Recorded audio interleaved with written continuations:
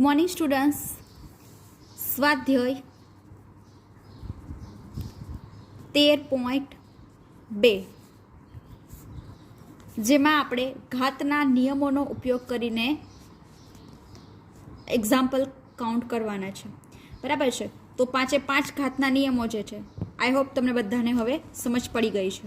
બરાબર છે. તો એ 5 નિયમોનો ઉપયોગ કરીને આપણે સ્વાધ્યાય તરફ વધીએ. ચલો, પ્રશ્ન નંબર 1. સૂચના તમારે લખવાની છે. ઓકે. ઘાતાંકોના નિયમોનો ઉપયોગ કરી સાદું રૂપ આપો અને જવાબને ઘાત સ્વરૂપે લખો. બરાબર છે. આપણે જવાબને સંખ્યામાં નથી લખવાનો, જવાબને ઘાત સ્વરૂપે લખવાનો છે.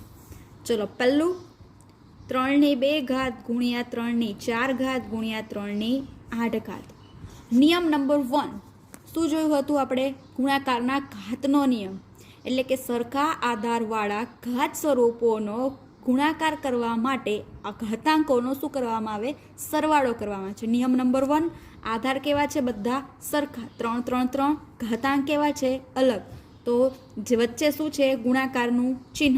વચ્ચે ગુણાકારનું ચિહ્ન હોય તો ઘાતાંકોનો શું થાય? સરવાળો. બરાબર છે.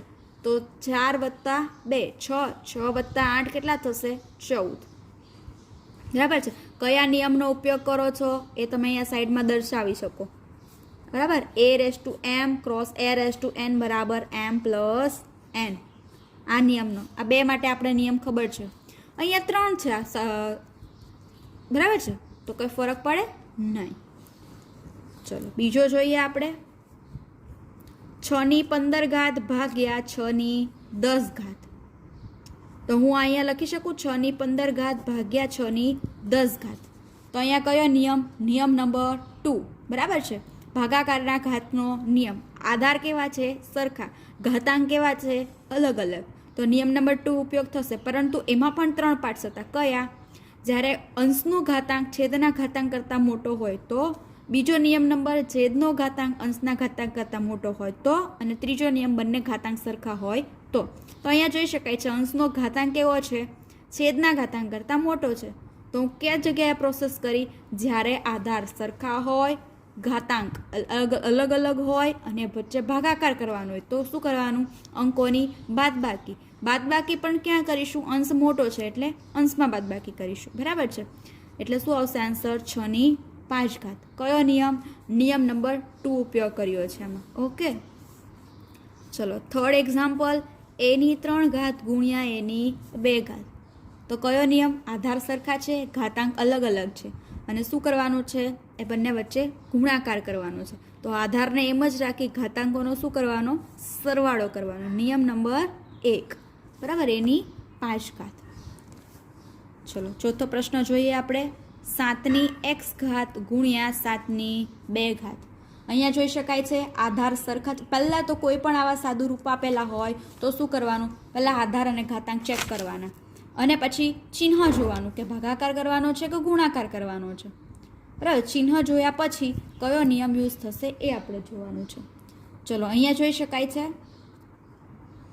આધાર કેવા છે? સરખા અને ઘાતાંક કેવા છે? અલગ અલગ. તો શું? નિયમ નંબર 1, આધારને એમ જ રાખી ઘાતાંકોનો સરવાળો. x + 2 આ જ આપણો આન્સર હશે ડાયરેક્ટ જ. ખ્યાલ આવ્યો? ચલો, 5મો પ્રશ્ન. અહીંયા તમે બાજુમાં બતાવી પણ શકો અને ના બતાવો તો પણ ચાલે કે કયા નિયમનો તમે ઉપયોગ કરો છો. 5/2 ભાગ્યા 5/3. તો અહીંયા તમને જોઈ શકાય છે પહેલો જે છે બંનેમાં આધાર તો સરખા જ છે 5 5, પરંતુ અહીંયા 2 ઘાત આપેલી છે. તો કયો નિયમ પહેલાં ઉપયોગ કરવો પડશે? એક જ એક્ઝામ્પલમાં 2 નિયમનો ઉપયોગ થઈ શકે. બરાબર. જરૂરી નથી એક જ એક્ઝામ્પલમાં 3 નિયમો પણ ઉપયોગ કરી શકાય છે. તો અહીંયા 5/2 અને 3. તો હું કયો નિયમ ઉપયોગ કરીશ? ઘાતનો નિયમ. નિયમ નંબર 3. બરાબર છે. બંને ઘાતાંકોનો શું થશે? ગુણાકાર થશે. તો આન્સર શું આવશે? 3 × 2 6 ભાગ્યા 5/3. હવે જોઈ શકાય છે કે બંને આધાર સરખા છે, વચ્ચે ભાગાકારનું ચિહ્ન છે. બરાબર છે. તો શું કરવાનું છે મારે? બાદબાકી. પરંતુ હું ક્યાં કરીશ? અંશમાં કે છેદમાં? તો એના 3 પાર્ટ્સ જોવા પડશે. જે અંશ છે એનો ઘાતાંક છેદના ઘાતાંક કરતાં મોટો છે તો બાદબાકી ક્યાં થશે? અંશમાં. 5/6 - 3. બરાબર, એટલે 5/3 આપણે આન્સરને ઘાત સ્વરૂપે લખવાનો છે, એટલે 5/3 જ રહેવા દઈશું. અને જો તમને એવું ના કીધું હોય, અમને એમ પણ કીધું હોય કે સાદું રૂપ આપો, તો અહીંયા હજી સાદું રૂપ આપવું પડશે. 5/3 કેટલો આવે આન્સર? 125. એ પણ તમારે કરવું પડે. પરંતુ અહીંયા તમને ક્વેશ્ચનમાં ઘાત સ્વરૂપે જ લખવાનું કીધું છે, એટલે આપણે આન્સર સ્ટોપ કરી દઈશું. ઓકે, ચલો નેક્સ્ટ જોઈએ આપણે.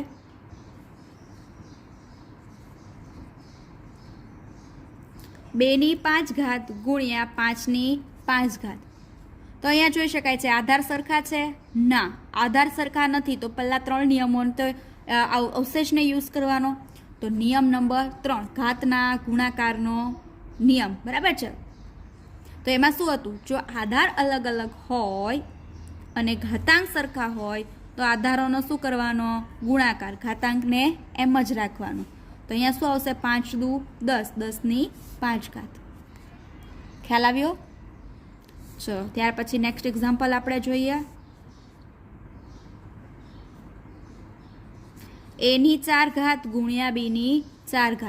તો આધાર કેવા છે? અલગ અલગ. ઘાતાંક કેવા છે? સરખા. કયો? નિયમ નંબર 4. જો આધાર અલગ અલગ હોય, ઘાતાંક સરખા હોય તો આધારોનો ગુણાકાર કરી ઘાતાંકને એમ જ રાખવાનો. બરાબર, એટલે આન્સર શું આવશે? ab². અહીંયા ક્રોસ લખો તો આ પણ આન્સર સાચો, ને ના લખો તો પણ સાચો. અહીંયા કંઈ નથી, એટલે મલ્ટિપ્લિકેશન મતલબ કે ડોટ એટલે ક્રોસ જ કહેવાય. બરાબર છે. ચલો નેક્સ્ટ જોઈએ. 3/4 3/3. આટલું જ છે. તો કયો નિયમ થશે? 2 ઘાત આપેલી છે એટલે ઘાતનો નિયમ. તો બંને ઘાતો વચ્ચે શું થશે?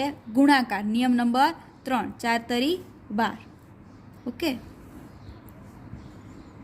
ચલો ત્યાર પછી એક્ઝામ્પલ.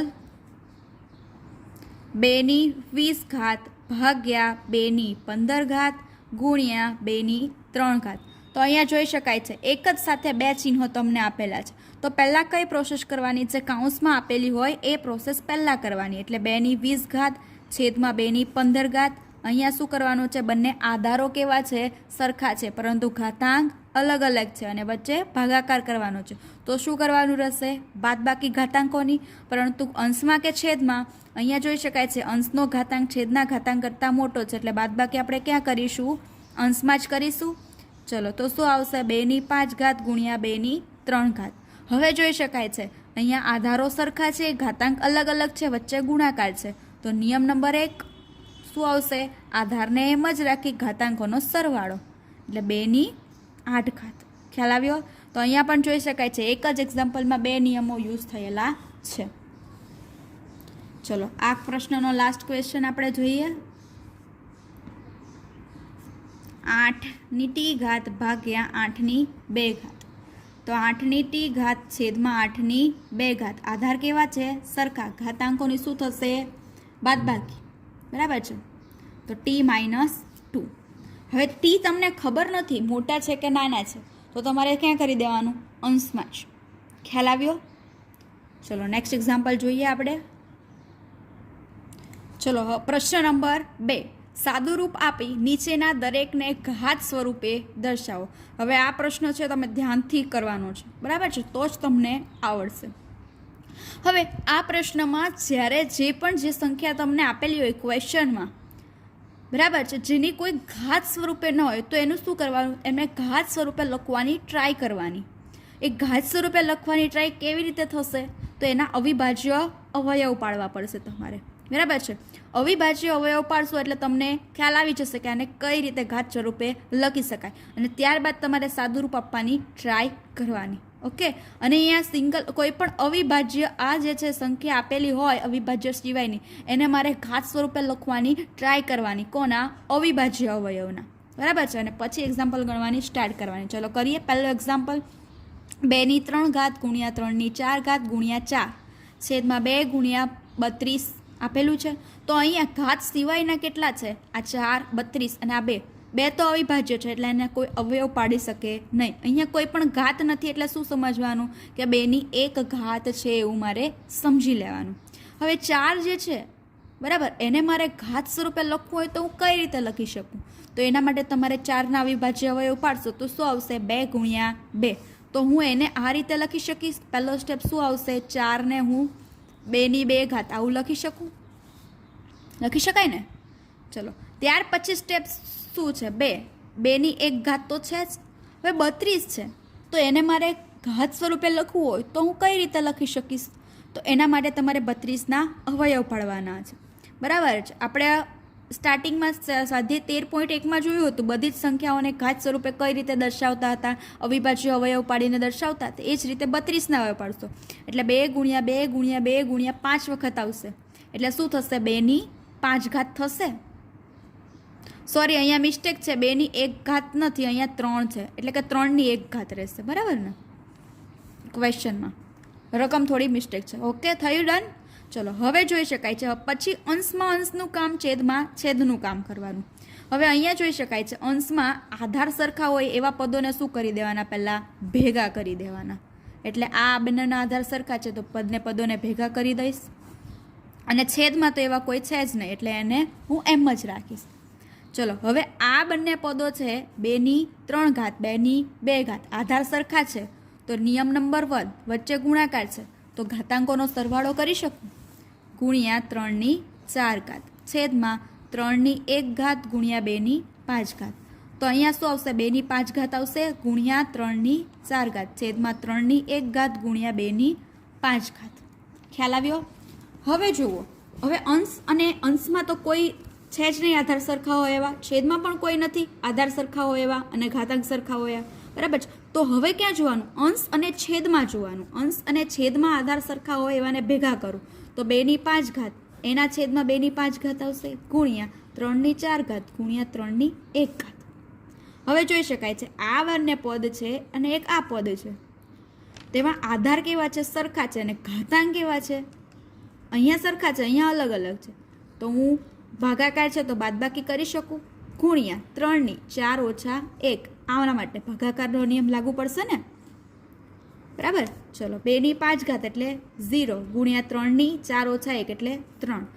કોઈ પણ સંખ્યાની 0 ઘાત એટલે 1 ગુણ્યા 3 ની 3 ઘાત. બરાબર. આપણે ક્વેશ્ચનને જ કીધું છે, ક્વેશ્ચનમાં જ કે આપણે ઘાત સ્વરૂપે લખવાનું છે આન્સરને, એટલે 3 ની 3 ઘાત, એનું સાદું રૂપ આપવાનું નથી. ખ્યાલ આવ્યો એક્ઝામ્પલમાં? તો આ ચેપ્ટરમાં એક્ઝામ્પલની જેટલી વધારે પ્રેક્ટિસ કરશો એટલી વધારે ખ્યાલ આવશે. ઓકે, ચલો, તો આજનો લેક્ચર આપણે અહીંયા જ ઓવર કરીએ.